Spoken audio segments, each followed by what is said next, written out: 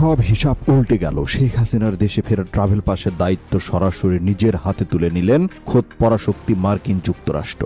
হ্যাঁ, ঠিকই শুনেছেন, আন্তর্জাতিক ভূ রাজনীতিতে এমন এক ধামাকা ঘটেছে যা শুনে এখন ঘুম হারাম হয়ে গেছে দেশি বিদেশি সব ষড়যন্ত্রকারীদের। দিল্লি ফ্যাসিস্ট তারেকরে এতবার আমন্ত্রণ জানাইছে, আর ফ্যাসিস্ট তারেক সেই আমন্ত্রণ উপেক্ষা কইরা সেই দেশের সফরে যাবে না এমন কলিজা ওর দেহের মধ্যে নাই। শুধু দিল্লির সফরে যাইতেছে না, ওই যে তিনখানা শর্ত দিছিল সেই তিনখানা দিল্লি ধরে বলেছে মামা বাড়ির আবদার আখ্যায়িত কইরা সেইটা একেবারে উড়াই দিয়েছে, প্রত্যাখ্যান করে দিয়েছে। এমনকি ফ্যাসিস্ট তারেক ওর দেওয়া সেই শর্ত প্রত্যাখ্যান করে নিতে বাধ্য হয়েছে। এবার নুরুল হক নূর বলছেন জামাত শিবিরকে নিষিদ্ধ করতে হবে, এবং সেই নিষিদ্ধ করার ক্ষেত্রে সবাইকে এক হতে হবে। শেখ হাসিনাকে কি ফিরিয়ে আনা আদৌ সম্ভব হবে? উনিও আসতে চাইছেন, এনারাও আনতে চাইছেন, তাহলে বাধা কোথায়? বাধাটা কে দিল? তাহলে তো উনি যে কোনো দিন চলে আসতে পারে। দেশের বাইরে থাকা সাইবার সন্ত্রাসী 2 টাকার ভাড়াটে ইউটিউবাররা আমাদেরকে নিয়ে যত কথাই বলো, আমি আজকে একটি ফেসবুক পোস্টের মাধ্যমে বলেছি, বন্ধুগণ, ওই ভাড়াটে ইউটিউবাররা ভাড়ায় খাতে রাষ্ট্রের গুরুত্বপূর্ণ ব্যক্তিদেরকে নিয়ে কুৎসা রটনা করে সমাজে হিংসা বিদ্বেষ হানাহানি ছড়িয়ে দিতে চায়। আপনারা ওদের এই সমস্ত ভিডিওতে লাইক কমেন্ট ও রিয়াকশনও করবেন না, এদের কোনো গুরুত্ব থাকবে না। অত্যন্ত চাঞ্চল্যকর একটি খবর প্রকাশিত হয়েছে। এই যে বিগত কয়েকদিন ধরে আমরা দেখে আসছি, ইন্ডিয়া বাংলাদেশের প্রধানমন্ত্রীকে সে দেশে সফর করানোর জন্য উদ্গ্রীব হয়ে গেছে, ব্যাকুল হয়ে গেছে, পাগলপাড়া হয়ে গেছে। কি কারণে এরকম হয়েছে, এই পিছনের কারণ বেরিয়ে এসেছে। দেখছিলেন সংবাদ শিরোনাম, এবার দেখবেন বিস্তারিত। তার আগে ছোট করে একটি অনুরোধ, আপনারা যদি এই ধরনের রাজনৈতিক ভিডিওগুলো দেখতে পছন্দ করে থাকেন অবশ্যই চ্যানেলটি সাবস্ক্রাইব করে পরবর্তী ভিডিওটি সবার আগে পাওয়ার জন্য বেল আইকনটি অল করে দিবেন। চলুন দর্শক, কথা না বাড়িয়ে একটি লাইক দিয়ে একে একে সেই ভিডিওগুলো দেখে আসি। সব হিসাব উল্টে গেল। শেখ হাসিনার দেশে ফেরা ট্রাভেল পাসের দায়িত্ব সরাসরি নিজের হাতে তুলে নিলেন খোদ পরাশক্তি মার্কিন যুক্তরাষ্ট্র। হ্যাঁ, ঠিকই শুনেছেন, আন্তর্জাতিক ভূ রাজনীতিতে এমন এক ধামাকা ঘটেছে যা শুনে এখন ঘুম হারাম হয়ে গেছে দেশি বিদেশি সব ষড়যন্ত্রকারীদের। এতদিন যারা ভেবেছিল জাতির পিতার কন্যাকে নির্বাসনে পাঠিয়ে কিংবা মামলার ভয় দেখিয়ে থামিয়ে রাখা যাবে, তাদের সমস্ত শখ এখন ধূলিসাৎ হতে চলেছে। বিশ্বের সবচেয়ে বড় পরাশক্তি মার্কিন যুক্তরাষ্ট্র শেখ হাসিনা নিরাপদ আন্তর্জাতিক যাতায়াত এবং ট্রাভেল সুরক্ষার বিষয়ে অত্যন্ত তাৎপর্যপূর্ণ সিদ্ধান্ত নিয়েছে। আন্তর্জাতিক সংবাদ মাধ্যম ও ডিপ্লোম্যাটিক চ্যানেলের খবর হচ্ছে, শেখ হাসিনার পরবর্তী গন্তব্য ও ট্রাভেল পাসের প্রশাসনিক ও কূটনৈতিক সুরক্ষার পুরো ছক এখন ওয়াশিংটনের আন্তর্জাতিক নীতি নির্ধারণী টেবিল থেকে তৈরি হচ্ছে। আজকের ভিডিওতে আমরা উন্মোচন করতে যাচ্ছি আন্তর্জাতিক রাজনীতির সেই গোপন সমীকরণ যা বাংলাদেশকে কেন্দ্র করে বিশ্বমঞ্চে রচিত হচ্ছে। সম্প্রতি শেখ হাসিনা যেভাবে বিশ্ব মিডিয়ার সামনে উপস্থিত হয়েছেন এবং আন্তর্জাতিক সাংবাদিকদের মুখোমুখি হয়ে সত্য তুলে ধরেছেন, তা ইতিহাস তৈরি করেছে। 5.5 কোটিরও বেশি মানুষ বিশ্বজুড়ে যে লাইভ দেখেছে, সেই দৃশ্য কেবল বাংলাদেশ নয়, আন্তর্জাতিক মহলকে স্তব্ধ করে দিয়েছে। যে শেখ হাসিনাকে ঘিরে একটি পক্ষ নানা কুৎসা রটিয়েছিল, তিনি নিজেই ফাঁসির দণ্ড কিংবা শত শত মিথ্যা মামলার তোয়াক্কা না করে বীরের মতো ঘোষণা দিয়েছেন, আমি দেশে ফিরব, আমার জনগণের কাছেই ফিরে আসব। সেই সাহসিকতা দেখে থমকে গেছে পুরো বিশ্ব। বিশ্বের 92টিরও বেশি প্রধানতম সংবাদ মাধ্যমে যেভাবে এই খবর প্রচারিত হয়েছে, তা প্রমাণ করে শেখ হাসিনাকে কোনো সীমানা দিয়ে আটকে রাখা সম্ভব নয়। কারণ তিনি কেবল একজন রাজনৈতিক নেতা নন, তিনি হচ্ছেন অদম্য বাংলাদেশের অস্তিত্বের প্রতীক। এখন প্রশ্ন হচ্ছে, কেন যুক্তরাষ্ট্র শেখ হাসিনা ট্রাভেল পাসের নিরাপত্তা ও দায়িত্বের বিষয়ে ইতিবাচক সমীকরণে এলো? রাজনীতিতে কোনো কিছু হঠাৎ ঘটে না। যুক্তরাষ্ট্র খুব ভালো করে উপলব্ধি করতে পেরেছে দক্ষিণ এশিয়ার ভূ রাজনৈতিক স্থায়িত্ব, বিশেষ করে বঙ্গোপসাগরীয় অঞ্চলে শান্তি ও অর্থনৈতিক নিরাপত্তার জন্য শেখ হাসিনার নেতৃত্বের কোনো বিকল্প নাই। আমেরিকার নীতি নির্ধারকরা দেখেছেন, বাংলাদেশের অর্থনীতি ও সার্বিক স্থিতিশীলতা যখন এক চরম সংকটে পড়েছে, তখন একমাত্র শেখ হাসিনাই পারেন একটি বৃহৎ জনগোষ্ঠীর আস্থা ফিরিয়ে আনতে। মার্কিন যুক্তরাষ্ট্রের বাণিজ্য ও ভূ রাজনৈতিক স্বার্থ রক্ষায় তারা এখন এক দৃঢ় সিদ্ধান্ত নিয়েছে। শেখ হাসিনার আন্তর্জাতিক সফর ও দেশে ফেরার জন্য যে ট্রাভেল ডকুমেন্টস ও নিরাপত্তা দরকার, তার পুরো প্রশাসনিক বিষয়টিকে সর্বোচ্চ কূটনৈতিক অগ্রাধিকার দিয়ে দেখা হচ্ছে। আন্তর্জাতিক ভূ রাজনীতি বিশেষজ্ঞ মহলের দাবি, ওয়াশিংটনের সবুজ সংকেত ছাড়া বিশ্বমঞ্চে এত বড় কূটনৈতিক মুভ করা সম্ভব ছিল না। এর অর্থ অত্যন্ত স্পষ্ট, বিশ্বের মোড়লরাও মেনে নিয়েছে বাংলাদেশের রাজনীতি ও ভবিষ্যৎ নির্ধারণের মূল চাবিকাঠি এখন জননেত্রী শেখ হাসিনার হাতেই। একটি সুনির্দিষ্ট ষড়যন্ত্র বা তথাকথিত মেটিকুলাস ডিজাইনের মাধ্যমে যেভাবে দেশের অবকাঠামো, মেট্রো রেল, রাষ্ট্রীয় সম্পদ ও প্রশাসনিক কাঠামোতে আঘাত হানা হয়েছিল, তার আসল রূপ আজ বিশ্ববাসীর সামনে উন্মোচিত। শেখ হাসিনা আন্তর্জাতিক প্রেসের সামনে খুব সাবলীলভাবে পয়েন্ট বাই পয়েন্ট তুলে ধরেছেন কিভাবে একটি চক্রান্তকারী গোষ্ঠী ভুয়া আবেগ আর বিভ্রান্তি ছড়িয়ে দেশের উন্নয়নকে থমকে দিতে চেয়েছিল। কিন্তু কিন্তু সত্যকে কি বেশি দিন লুকিয়ে রাখা যায়? শেখ হাসিনা স্পষ্ট বার্তা দিয়েছেন, গণতন্ত্র প্রতিষ্ঠা হয় জনগণের ব্যালটের মাধ্যমে, কোনো পেছনের দরজা বা অসাংবিধানিক উপায়ে নয়। যারা মনে করেছিল দেশের ইতিহাস থেকে বঙ্গবন্ধু আর ৩২ নম্বরকে মুছে ফেলা যাবে, তাদের জন্য শেখ হাসিনার অবস্থান ছিল এক কড়া জবাব। তিনি বীরের বেশে প্রমাণ করেছেন ষড়যন্ত্রকারীরা সাময়িক অরাজকতা তৈরি করতে পারে, কিন্তু কোটি কোটি মানুষের হৃদয় থেকে বঙ্গবন্ধু ও শেখ হাসিনাকে মুছে ফেলা অসম্ভব। আজ দেশের প্রতিটি আনাচে কানাচে, টেকনাফ থেকে তেতুলিয়া, রূপসা থেকে পাথরিয়া, আওয়ামী লীগের কোটি কোটি নেতাকর্মী ও সমর্থক এক মহা আন্দোলনের প্রতীক্ষায় প্রহর গুনছে। যে তৃণমূল কর্মীরা রক্ত দিয়েছে, নির্যাতন সহ্য করেছে, তাদের একমাত্র ভরসাস্থল আপসীর নেত্রী শেখ হাসিনা। শেখ হাসিনার এই একটি বার্তা, আমি ফিরছি, তৃণমূলের ভেতরে এক বিদ্যুৎ তরঙ্গ প্রবাহিত করেছে। বিভেদ, হতাশা আর বিভ্রান্তির সমস্ত অন্ধকার দূর হয়ে এখন জ্বলছে আশার প্রদীপ। ১৯৭৫ সালের ১৫ আগস্টের নির্মম ট্রাজেডির পর যেভাবে তিনি স্বজন হারানোর বেদনা নিয়ে ১৯৮১ সালে দেশে ফিরে এসে গণতন্ত্রের পতাকা তুলে ধরেছিলেন, ২০২৬ সালের এই প্রেক্ষাপটেও তিনি ঠিক সেভাবে আবার এক নতুন সূর্য উদয়ের বার্তা নিয়ে আসছেন। ষড়যন্ত্র যত বড়ই হোক না কেন, শেখ হাসিনার দেশপ্রেম ও বিশ্বমঞ্চে তার রাজনৈতিক শক্তির কাছে আজ সব চক্রান্ত পরাজিত। যুক্তরাষ্ট্র সহ আন্তর্জাতিক বিশ্বের এই নতুন পদক্ষেপ প্রমাণ করে শেখ হাসিনাকে বাদ দিয়ে বাংলাদেশের কোনো ভবিষ্যৎ রচনা করা সম্ভব নয়। রে বাঙ্গুরা, দাদা ভাইয়ের কথা নাকি ফলে না? এইটা কি গাফন ফেসিস তারেকের একেবারে জায়গা মতো পড়ছে। গত 7 দিন আগে থেকেই বলে আসতেছি। আর যাই হোক, দিল্লি ফেসিস তারেকের এতবার আমন্ত্রণ জানাইছে, আর ফেসিস্ট তারেক সেই আমন্ত্রণ উপেক্ষা কইরা সেই দেশের সফরে যাবে না এমন কলিজা ওর দেহের মধ্যে নাই। আমার অনেক নিকটতম ঘনিষ্ঠজন শুভাকাঙ্ক্ষী গণেরাও বলতেছিলেন যে এত আত্মবিশ্বাস নিয়ে বলতেছেন যে ও দিল্লি সফরে যাবেই যাবেই, এর আসলে রহস্য কি? আমি বলেছিলাম 2 দিন পর এই রহস্যটা বুঝতে পারবেন। কি শুধু দিল্লি সফরে যাইতেছে না, ওই যে 3খানা শর্ত দিছিল, সেই 3খানা দিল্লি তারা বলেছে মামা বাড়ির আবদার আখ্যায়িত করে সেটা একেবারে উড়াই দিয়েছে, প্রত্যাখ্যান করে দিয়েছে। এমনকি ফেসিস্ট তারেক ওর দেওয়া সেই শর্ত প্রত্যাখ্যান করে নিতে বাধ্য হয়েছে। লাল বাঙ্গু পাক জামাতি জঙ্গিরা একটা কথা শুনে রাখ, তোদের দিন খুব নিকটে চলে আসছে, ফুরিয়ে যাচ্ছে তোদের জীবন থেকে সেই সূর্যের আলো, ইনশাআল্লাহ। আর যাই হোক না কেন, নিঃশ্বাস নিয়ে বাইচে থাকার সূর্যের আলোর মধ্যে থাক। বাংলাদেশের মানচিত্র তোদের জন্য হারাম করেই ছাড়বো, ইনশাআল্লাহ হারাম হবেই হবে। বাংলাদেশের এমন কোন একটা গ্রাম থাকবে না যেই গ্রামে কোনো বাঙ্গু, জুলাই জঙ্গি, স্বাধীনতা বিরোধী, রাজাকারের বাচ্চা, এই জামাতি পাক বিহারির বাচ্চাদের স্থান পাবে এমন কোন গ্রাম রাখবো না। দিন কোন খুব নিকটে চলে আসছে, খুব শীঘ্রই শেখ হাসিনা বাংলাদেশে যাবে এবং যতগুলো শর্ত ভারতের পক্ষ থেকে, আমেরিকার পক্ষ থেকে এই ফ্যাসিস্ট তারেককে দেওয়া হয়েছে, প্রত্যেকটা শর্ত ওকে মানতে হবে যদি নিঃশ্বাস নিয়ে ও বেঁচে থাকতে চায়। যদি ওর কোমরের অবশিষ্ট ভাঙ্গা হাড্ডি ওইটার উপরে ভর কইরা কোন রকম দাঁড়াইয়া হাঁটতে চায়, তা না হলে যে ঝুলে থেকে বাইচে থাকার কথা বলছি না, এই ঝুলে থেকে বাইচে কোন রকম নিঃশ্বাস নিয়ে বেঁচে থাকতে হলে অবশ্যই ওকে আইন, গণতন্ত্র, সংবিধান এবং সকল রাজনৈতিক দলের অংশগ্রহণের একটি মধ্যবর্তী নির্বাচনের আয়োজন করতেই হবে, তা না হলে মরতে হবে। বিভিন্ন মিডিয়া এবং অনলাইন পোর্টালের মাধ্যমে আপনারা জেনেছেন গত 2 বছরের মধ্যে এই প্রথম সম্প্রতি কলকাতায় নাকি আওয়ামী লীগের 50 থেকে 60 জন এমপি গণেরা একত্রিত হয়ে একটা জরুরি বৈঠক করেছেন, যেই বৈঠকে আগামী দিনের করণীয় এবং বেশ কিছু গুরুত্বপূর্ণ সিদ্ধান্ত গৃহীত হয়েছে বলে জানা গেছে বা গণমাধ্যমের সুবাদে জেনেছি। মাঠ পর্যায়ে থাকা আমার তৃণমূলের সহযোদ্ধা ভাইরা নেত্রী প্রতিদিন বিভিন্ন গ্রুপে আপনাদের সাথে কলে যুক্ত হচ্ছেন এবং সেই গ্রুপ কলে কিন্তু বিভিন্ন দিক নির্দেশনা আপনাদের দিচ্ছেন। সর্বোচ্চ রকমের নোট করবেন, একটি সুন্দর বাসযোগ্য বাংলাদেশ গড়ার ক্ষেত্রে কিন্তু আমরা প্রত্যেকটা ইউনিয়ন, প্রত্যেকটা ওয়ার্ড পর্যায়ে গুরুত্বপূর্ণ সিদ্ধান্তগুলো গৃহীত হয়েছে। নেত্রী কিন্তু বলেছেন গত 2 বছর ধরে যে সকল জঙ্গি সন্ত্রাসীরা মাথাচাড়া দিয়েছে, যে সকল জঙ্গি সন্ত্রাসীরা আগে বোতলের মধ্যে আটকা ছিল, স্বাধীনতার রাজাকারের বাচ্চারা যাদের উৎপাত করেছে আপনাদের এলাকায়, নামের নোট, তালিকা, ব্যক্তিগত ফোন নাম্বার, খুব শীঘ্রই কিন্তু এগুলো প্রয়োজন হবে। তখন কিন্তু এই খোঁজাখুঁজি করা যাবে না যে অমুক সন্ত্রাসীটা হের বাড়িটা জানো কই, আমার একটু খুঁজে দেখতে হবে, 2 দিন লাগবে, এই সময় কিন্তু নাই। এখনই খুঁজে একেবারে নোট করে মার্ক করে রাখতে হবে। ওই বাড়িতে নাই, শুধু ব্যক্তিগত ফোন নাম্বারও রাখতে হবে। সময় কিন্তু বেশি দূরে নাই। এমনও আনন্দের খবর আছে যে খবরগুলো যদি আমি বইলা দেই তাহলে আপনারা খুশিতে আত্মহারা হইয়া যাবেন, কিন্তু সেই কথাগুলো বলা যাবে না। আমাদের টার্গেট স্বাধীনতা বিরোধী রাজাকারের বাচ্চারা, ওরা দেশের মধ্যেই থাকবে।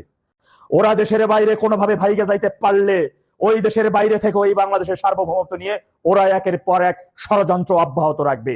মনে রাখবেন, অনেক আগেই আপনাদের উদ্দেশ্যে বলেছি, এই বাংলাদেশে রাজনীতি করার অধিকার শুধু তাদেরই থাকবে। এই বাংলাদেশে শুধু বসবাস তারাই করবে যারা ৭১ মহান মুক্তিযুদ্ধকে বিশ্বাস করবে, যারা ৭১-এর মহান মুক্তিযুদ্ধের ঐতিহাসিক ইতিহাস, মীমাংসিত ইতিহাসকে ধারণ করবে, লালন করবে, পালন করবে। একমাত্র তারাই এই দেশে বসবাস করতে পারবে, তারাই এই দেশে রাজনীতি করতে পারবে। এর বাইরে আমরা আর কোন স্বাধীনতা বিরোধী রাজাকারের বাচ্চারা একেবারে নাতির ঘরের পুতির ঘরের সাথী এই মানচিত্রের মধ্যে থাকতে পারবে না। আমরা ওদেরকে থাকতে দিব না। এতে ১০০ গজ মাটির নিচরে ডাইবা থাকবে, সেইখান থেকে খুঁজে যায় না, নিঃশ্বাস বন্ধ করে ৩.৫ হাতের মধ্যে পুঁতে দেবো ইনশাআল্লাহ। বিজয় কিন্তু আসছে খুব শীঘ্র। ঐক্যবদ্ধের বিকল্প নাই। জয় বাংলা, জয় বঙ্গবন্ধু, বাংলাদেশ চিরজীবী।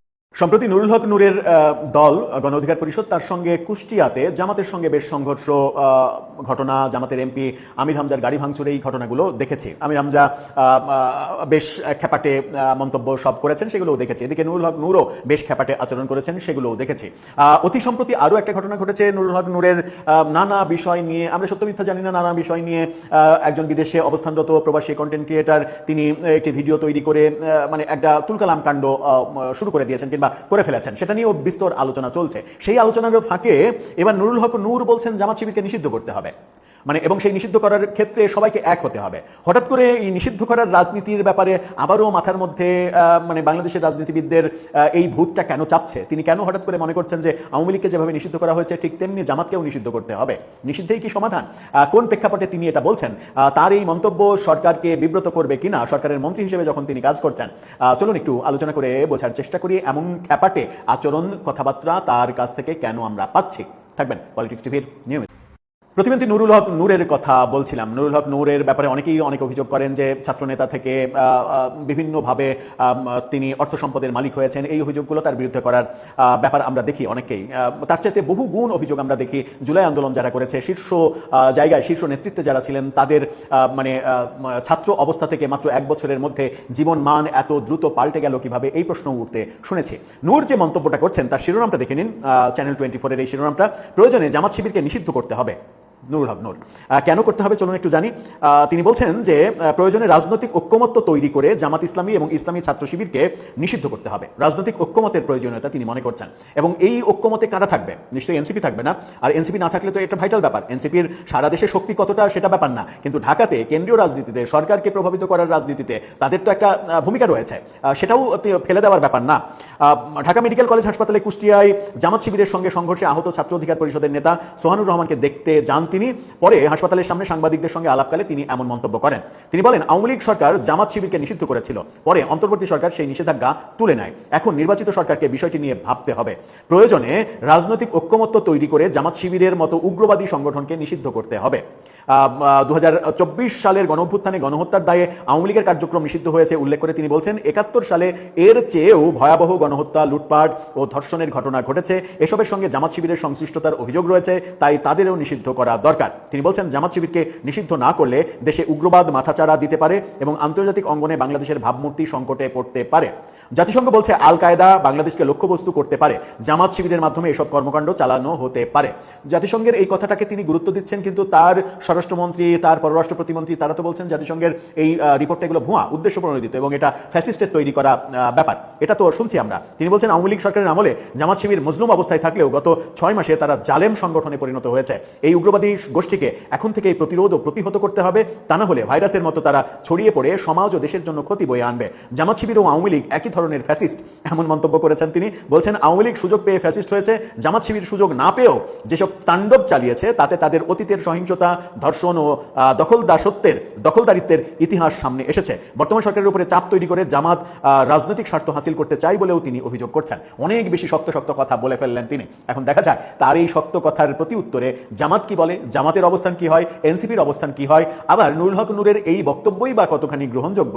বাংলাদেশে যদি আপনি নিষিদ্ধ করার রাজনীতি শুরু করেন, যখন আওয়ামী লীগের উপরে নিষেধাজ্ঞা নিয়ে সারা পৃথিবীতে আলোচনা চলছে এবং সরকারের উপরে প্রচন্ড চাপ রয়েছে এই নিষেধাজ্ঞা তুলে নিতে হবে, ঠিক সেই সময় আপনি জামাতকেও নিষিদ্ধ করলে ব্যাপারটা কোন দিকে যাবে একবার কি ভেবে দেখেছেন? নাকি রাগের মাথায় বলতে হয় তাই বলে ফেললেন অনেক কথা? তার চাইতেও বড় কথা হচ্ছে যে কিছুদিন আগেও তো এক ধরনের সখ্যতা আমরা দেখেছি জামাতের সঙ্গে। গণ অধিকার পরিষদের নুরুল হক নূরদের একই মঞ্চে উঠে কার্যক্রম করেছেন ডক্টর ইউনূস সরকারের আমলে। নির্বাচনের আগে না বিএনপির সঙ্গে জোট করলেন নূর, এবং রাশেদ খান সরাসরি বিএনপিতেই যোগ দিয়ে দিলেন। এই ব্যাপারগুলোর আগে তো জামাতের সঙ্গে খুবই ভালো সখ্যতা আমরা দেখেছি, জামাতের পক্ষে কথা বলতে দেখেছি। হঠাৎ করে মানে এই দৃশ্যপট বদলে যাওয়ার কারণ কি আমরা জানি না। কারণ কি? ভেতরে অনেক কারণ থাকতে পারে। দর্শক, আপনি কি অনুমান করতে পারেন কারণটা কি? করতে পারলে জানিয়ে লিখতে পারেন আমাদের কমেন্ট। আসসালামু আলাইকুম প্রিয় ভাই বোনেরা, অত্যন্ত চাঞ্চল্যকর একটি খবর প্রকাশিত হয়েছে। এই যে বিগত কয়েকদিন ধরে আমরা দেখে আসছি, ইন্ডিয়া বাংলাদেশের প্রধানমন্ত্রীকে সে দেশে সফর করানোর জন্য উদ্গ্রীব হয়ে গেছে, ব্যাকুল হয়ে গেছে, পাগলপাড়া হয়ে গেছে। কি কারণে এরকম হয়েছে? এই পিছনের কারণ বেরিয়ে এসেছে। এই খবরটা এতদিন অজানাই রয়ে গিয়েছিল, সেই বিষয়টি আপনাদের সাথে আজ একটু শেয়ার করি চলেন। মূলত এই সকল জল্পনা কল্পনার পিছনে একটি বিষয় কাজ করেছে, মক্কা জোট। মক্কা জোট বুঝতে পেরেছেন তো? মক্কা জোট মানে আপনারা জানেন যে পাকিস্তান, সৌদি আরব এবং তুরস্ক, এই তিনটি দেশ মিলে একটি সামরিক চুক্তি হয়েছে। চুক্তিটা হয়েছে সৌদি আরবের মক্কাতে বসে, যার কারণে এই চুক্তিটির নাম দেওয়া হয়েছে মক্কা জোট। এখানে চুক্তির মূল কথা হচ্ছে, এই তিনটি দেশের কোনো একটি দেশ যদি অন্য একটি দেশ দ্বারা আক্রান্ত হয়, বহিঃশত্রু দ্বারা আক্রান্ত হয়, তাহলে ধরে নিতে হবে যে আমি নিজেও আক্রান্ত হয়েছি। জোটভুক্ত এই তিনটি দেশ, এটা তো খুবই ভালো কথা। তাহলে ভারতের এখানে মাথা ব্যথা কেন? হ্যাঁ, ভারতের মাথা ব্যথার কারণ আছে। মূলত এই জোটটা গঠনের অন্যতম নেপথ্য কারিগর চীন। চীন কেন এই জোটটা গঠন করে দিলেন সেটারও একটা ব্যাকগ্রাউন্ড আছে। চীন দীর্ঘদিন ধরে আমেরিকার সাথে মনে মনে একটা টক্কর দিচ্ছিল, এবং এটা মূলত 2009, 10, 11 এই সাল থেকে শুরু হয়েছে। এই সময় থেকে এখন চীন টক্কর দিতে গিয়ে দেখলো যে আমি আমেরিকার সাথে পেরে উঠবো না কয়েকটা বিষয়ে। নাম্বার 1 হচ্ছে তার সামরিক শক্তি আমেরিকার সমকক্ষ তখনও সে অর্জন করতে পারেনি। ওই সময়ে আমেরিকার বিমানবাহী রণতরী ছিল 19টা, আর চীনের হাতে তখন একটি মাত্র রণতরী, তাও সেটা লক্কর ঝক্কর ভাঙাচোরা। এরপরে তার অর্থনৈতিক দিকটা পরিমাপ করতে গিয়ে দেখলো যে তার অর্থনীতিও আমেরিকা থেকে ভঙ্গুর, সে খুব বেশি পেরে উঠবে না। ওই সময় আমেরিকা অর্থনৈতিকভাবে আবার ফ্রান্স, ইটালি, রাশিয়া এই দেশগুলোকে টক্কর দেওয়ার জন্য, ওই দেশগুলো তখন প্রযুক্তিগত দিক থেকে এগিয়েছিল। আমরা জানি ওই সময় আমরা শুধু মোবাইল ফোন কিনতাম, হাঙ্গেরির মোবাইল ফোন। ফ্রান্স ওই সময় অনেক এগিয়ে গিয়েছিল। সে তখন চিন্তা করলো এদের সাথে টক্কর দিতে হলে আমার তাহলে কার দরকার? চীন তখন আমেরিকার কাছ থেকে বিভিন্ন প্রযুক্তি কিনে, টেকনোলজিক্যাল যে সমস্ত প্রযুক্তি আছে এগুলো কিনে সে কিন্তু প্রযুক্তির দিক থেকে এগিয়ে গেল। প্রযুক্তির দিক থেকে এগিয়ে যাওয়ার পরেই চীন কিন্তু মূলত এই 15-16 সালের দিক থেকে ধাপ করে অর্থনীতি তার উঠে গেল। এরপরে যখন এই সক্ষমতা সে পুরোপুরি অর্জন করে ফেললো, তখন চিন্তা করলো তাহলে আমেরিকার সাথে এখন আমার টক্কর দেওয়ার সময় এসেছে। তাহলে আমার কাকে কাকে দরকার? সে সব কষলো, দেখলো যে আমেরিকা কার সাথে তার সম্পর্ক খারাপ, কার সাথে তার সম্পর্ক ভালো, সেই দেশগুলো তার লাগবে। এটা খুঁজতে গিয়ে দেখা গেল মধ্যপ্রাচ্য পুরো আমেরিকার কবজায়, একেবারে আমেরিকার পেটের ভিতরে মধ্যপ্রাচ্য ঢুকে গেছে। চীন এবার এখানে একটু ছুরি ফেললো, তাহলে এই জায়গাটায় আমার কাজ করতে হবে। ইরাকের সাথে ইরানের যুদ্ধের পরে ইরান যখন ওইখানে জয়লাভ করলো ইরাকের সাথে, তখন চীন চিন্তা করলো হ্যাঁ একে দরকার। আমেরিকার নজর গেল এবার ইরানের দিকে, যে এটা তো মধ্যপ্রাচ্যের একটা শক্তি হয়ে উঠছে, তাহলে একে তো থামাতে হবে। তখন এই যে বিভিন্ন সুতা খোঁজা শুরু করলো ওকে ধরার জন্য। এটা কিন্তু দীর্ঘদিন ধরে চলে আসছে, আজ ধরি কাল ধরি, এই ধরি করতে করতে কিন্তু এই যে 2026 সালে এসে কিন্তু সরাসরি হামলা করে বসলো, ধরেই বসলো। কিন্তু ততক্ষণে তো জল অনেক দূর গড়িয়ে গেছে, ইরান অনেক শক্তি অর্জন করে ফেলেছে। তাহলে চীন তখন চিন্তা করলো যে ইরান যেহেতু এখানে উঠেই গেছে, এইটাকে আমার দরকার। চীন ইরানের সাথে একটা চুক্তি করে ফেললো, এমন একটা চুক্তি, সামরিক চুক্তি, তোমার উপরে যদি কোনো দেশ আক্রমণ করে তাহলে ধরে নেবো এটা আমি আক্রান্ত হয়েছি, আর আমার উপরে যদি কেউ আক্রমণ করে তাহলে তুমি ধরে নেবা যে এটা তুমি আক্রান্ত হয়েছো। তাহলে আসো আমরা এমন একটা চুক্তি করি, সামরিক চুক্তি, যেটা আমাদের পারস্পরিক এই নিরাপত্তাজনিত ব্যাপারগুলো দেখবে। তখন রাশিয়াও এসে এর সাথে যোগ দিল, বিভিন্ন প্রযুক্তি দিয়ে সহযোগিতা করা শুরু করলো। আর ইরান হচ্ছে ওই ধরনের একটি চালাক চাকর। মালিক বললো যে চা বানিয়ে আনো, চাকর বললো যে স্যার আমি তো চা বানাতে জানি না। তখন বললো যে আরে গাধা তুমি চা বানাতে জানো না, এসো যে এইভাবে বানাতে হয়। তখন ওই চাকর দেখে নিল মালিকের কাছ থেকে কিভাবে চা বানাতে হয়।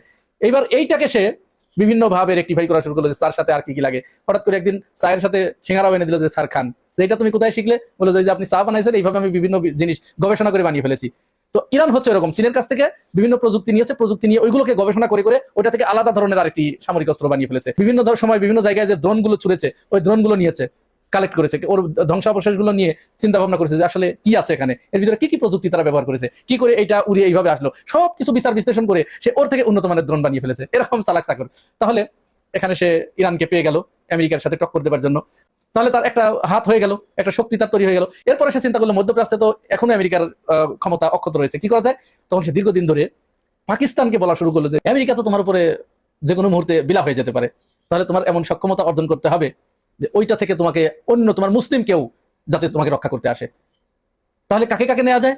চীন এখানে বুদ্ধি দিয়ে দিল যে এমন কিছু দেশকে লাগবে যারা মুসলিম বাট এন্টি আমেরিকান, আমেরিকা বিরোধী যাদের মনোভাব আছে, এই জাতীয় লোক লাগবে। তাহলে কাকে নেওয়া যায়? বলে যে তুমি তুরস্ককে নাও, তুমি সৌদি আরবকে নাও, তুমি মিশরকে নাও। আর সাথে বাংলাদেশকে নাও, এই কয়টা দেশ নিয়ে আপাতত যাত্রা শুরু করো। এখন এই জোট গঠন করতে গিয়ে দেখা গেল মিশর একটা অসুবিধাজনক অবস্থায় রয়েছে, যেহেতু এই মুহূর্তে সে আমেরিকার সাথে তার খুব ভালো ধরম মহরম, ইসরায়েলের সাথে তার খুব ভালো ধরম মহরম। এই মুহূর্তে যদি তাকে নেওয়া যায় এই জোটে, তাহলে এখান থেকে তার যে খবরগুলো আছে এগুলো লিক হয়ে যেতে পারে। তাহলে মিশরকে বাদ দিয়ে তুরস্ক, সৌদি আরব এবং পাকিস্তান এরা আপাতত জোটভুক্ত হলো। আর বলে দিল যে অন্য কোনো দেশ, মিশর বা বাংলাদেশ, এরাও চাইলে অংশগ্রহণ করতে পারে বা অন্য কোনো মুসলিম দেশও অংশগ্রহণ করতে পারে। এটা সবার জন্য আমাদের দরজা খোলা। আমরা কেউ কারোর উপরে আক্রমণ করার জন্য এই জোট গঠন করছি না, আমরা নিজেদের নিরাপত্তার জন্য এই জোট গঠন করছি। মজার ব্যাপার হচ্ছে এই জায়গায় কিন্তু ইরানেরও সমর্থন রয়েছে, এবং ইরান এদেরকে বলে দিয়েছে যে দেখো, আমি যদি তোমাদের এই জোটে ঢুকি তাহলে তো আমেরিকা তোমাদের উপরে সরি ঘুরাবে বা এই জোট হতে দেবে না, আমি তোমাদের বিরোধিতা করবো, কিন্তু মূলত আমি তোমাদেরই লোক, আমি এই জোটকে স্বাগত জানালাম। আর উপরে বলবো যে এই জোটকে আমরা ঘৃণা করি, এটাকে আমরা প্রত্যাখ্যান করলাম। এরকম একটা চাল কিন্তু ইরান দিয়ে দিল, যার কারণে আপনারা লক্ষ্য করেছেন যে ইরান কিন্তু বলে দিল যে এই জোট একটা অকার্যকর জোট, এটা কিচ্ছু করতে পারবে না। মনে মনে কিন্তু তার ঠিকই এই জোটের প্রতি সমর্থন রয়েছে এবং বলছে তোমরা এগিয়ে যাও। এরপরে চীন বলে দিল যে এইখানে কিন্তু তোমার বাংলাদেশ লাগবে এই জোটের ভিতরে, কারণ আমরা বাংলাদেশের উপরে অন্য কারো একচ্ছত্র খবরদারি এটা হতে দিব না। আর এমন একটা জায়গায় বাংলাদেশ অবস্থান করছে যে জায়গায় ভারত তার উপরে সরি ঘুরাতে চাইবে, সুতরাং বাংলাদেশকে আমাদের লাগবে, ওই বলয় থেকে বের করে আনতে হবে। তাহলে কি করা যায়? তাহলে বললো তুমি বাংলাদেশকে আমন্ত্রণ জানাও, বাংলাদেশ ধীরে ধীরে এই জোটে প্রবেশ করুক। এরপরেই কিন্তু সৌদি আরবের রাষ্ট্রদূত তারেক রহমানের সাথে এসে তিনি বলেছেন যে আপনি আসেন, এখানে আসেন, এসে আমাদের সাথে কথা বলেন, আপনার দরকার। এই খবর জানার সাথে সাথে কিন্তু ভারতের মাথা খারাপ হয়ে গেছে। ওদিকে পাকিস্তান এবং চীনের তো আগেই একটা চুক্তি আছে যে এই দুই দেশের ভিতরে যে দেশ আক্রান্ত হবে, ধরে নিতে হবে আমি নিজে আক্রান্ত হয়েছি, তাহলে ভারতের এখানে পাকিস্তান হারিয়ে গেল, চীন হারিয়ে গেল, এখন তার একমাত্র দেশ হচ্ছে বাংলাদেশ। তাহলে বাংলাদেশের উপরে সে শেখ হাসিনাকে দিয়ে বিগত সময়ে যা করিয়েছে, এখান থেকে শেখ হাসিনা ক্ষমতাচ্যুত হলো, এই দেশ তার হাতছাড়া হয়ে গেল, এখানে একটা অ্যান্টি ইন্ডিয়ান ভয়েস রেইজ হলো। আর ওদিকে যখনই সৌদি আরব এসে তারেক রহমানকে ডেকে নিয়ে গেল, দাওয়াত করলো যে মক্কা জোটে আপনি আসেন, নেপথ্যে ইন্ধন দিচ্ছে কে? চীন। ভারত এটা জেনে গেছে। এই জেনে যাওয়ার পরে তার এবার মাথা খারাপ হয়ে গেছে, সে এমন ভাবে উদ্গ্রীব হয়ে গেছে, উতালা হয়ে গেছে, যে কোনো মূল্যে বাংলাদেশ যাতে এই মক্কা জোটে অংশগ্রহণ করতে না পারে, যোগ দিতে না পারে, এই জন্য তাকে যে করেই হোক প্রধানমন্ত্রী তারেক রহমানকে ভারতে এনে তাকে বোঝাতে হবে, তার ব্রেন ওয়াশ করতে হবে, ভয়ভীতি দেখাতে হবে, যে করেই হোক তাকে ওখান থেকে বিরত রাখতেই হবে। এই জন্য মূলত ভারত বাংলাদেশের প্রধানমন্ত্রী তারেক রহমানকে ভারত সফর করানোর জন্য এরকম উদ্গ্রীব হয়ে গেছে, উতালা হয়ে গেছে। যখন কোনোভাবেই কাজ হচ্ছে না, তখন কূটনৈতিক যখন ব্যর্থ হচ্ছে, তখন তার গোয়েন্দা সংস্থাকে পাঠিয়েছে, চাপ প্রয়োগ করছে। এখন তো সরাসরি ভারতের কূটনীতিবিদরা এরা প্রকাশ্যে বলা শুরু করেছে, গালমন্দ শুরু করছে। যেমন যে বিনা স্বীকৃতি 2 দিন আগে বলেছে যে বাংলাদেশ যে পদক্ষেপ নিয়েছে, যে সিদ্ধান্ত নিয়েছে, এটি তাদের অত্যন্ত রূঢ় এবং অহংকারী সিদ্ধান্ত। এ দেখুন তিনি বলেছেন বাংলাদেশের ভিতরেও তাদের তো দালালের অভাব নাই। এই দালালগুলো বলছে যে ভারতের সাথে সম্পর্ক খারাপ করে বাংলাদেশ টিকে থাকতে পারবে না, এটি কোনো মতো অবস্থায় উচিত হবে না বাংলাদেশের। আর এক দালাল, সবচেয়ে বড় দালাল, যে ভারতের প্রকাশ্য পাচাটা দালাল, যেটা জাতীয় পার্টি, সেই জাতীয় পার্টির যে জিএম কাদের, যাকে নিয়ে গিয়েছিল এবং তিনি এসে বললেন যে ভারতের সাথে আমার কি কথা হয়েছে সেটি আমি আপনাদেরকে বলতে পারবো না। সেই দালাল বলছে ভারত এমন একটি দেশ, তারা যদি কাউকে আমন্ত্রণ জানায় আর সেই আমন্ত্রণে যদি না যাওয়া হয়, তাহলে এটাকে তারা খুব ভালোভাবে নেয় না, মাইন্ড করে। এই হচ্ছে দালাল। আপনারা দালাল চিনে রাখুন। এই দালালদেরকে যদি আমরা শনাক্ত করতে ব্যর্থ হই, তাহলে কিন্তু আমরা সারা জীবনের জন্য আমাদের স্বাধীনতা, সার্বভৌমত্ব একেবারে ভুলুণ্ঠিত হয়ে যাবে। সুতরাং এই দালালগুলোকে আমাদের চিনে রাখতে হবে। প্রধানমন্ত্রী তারেক রহমান এখনো সঠিক ট্র্যাকে আছে, তিনি এই দিকেই ঝুঁকবেন, এটি ভারত বুঝে ফেলেই বাংলাদেশের ভিতরে তাদের যে দালাল শ্রেণী তৈরি করেছে, টাকা দিয়ে এই দালাল শ্রেণী এখন মাঠে নেমে গেছে। সামনে আরো কিছু ঘটার বাকি, সেগুলো আমরা দেখার জন্য অপেক্ষায় রইলাম। প্রিয় ভাই ও বোনেরা, এই পুরো বিষয়টি শোনার পরে আপনাদের কাছে কি মনে হয়েছে? আপনার মূল্যবান মতামতটি জানিয়ে যাবেন মন্তব্যের ঘরে। আর আপনি যদি আমার এই চ্যানেলে নতুন হয়ে থাকেন, তাহলে চ্যানেলটি সাবস্ক্রাইব করে পাশে থাকবেন। আজ এ পর্যন্তই, ভালো থাকবেন।